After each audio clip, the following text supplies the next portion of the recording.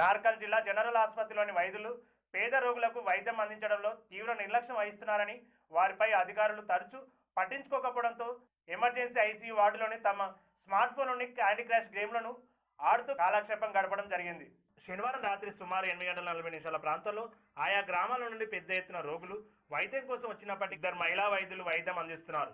మరో వైద్యురాలు తమ smart phone లో క్యాండీ క్రష్ గేమ్ ఆడుతూ లీనమైపోయింది. ఇతర క్యూ లైన్లో ఉన్నప్పటికీ సెక్యూరిటీ గార్డు ద్వారా రోగులను బయటకు నిలిపి తాను మాత్రం కాలక్షేపం చేస్తూ ఉండిపోయింది.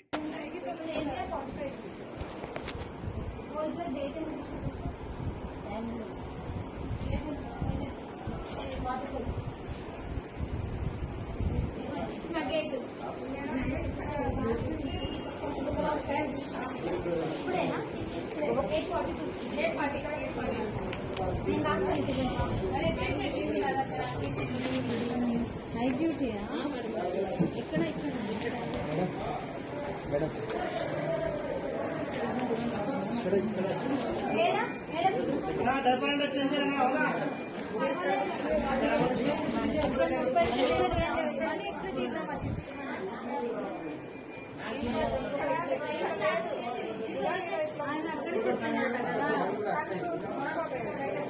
అందుకే ఆమె పాదం వేయట్లేదు.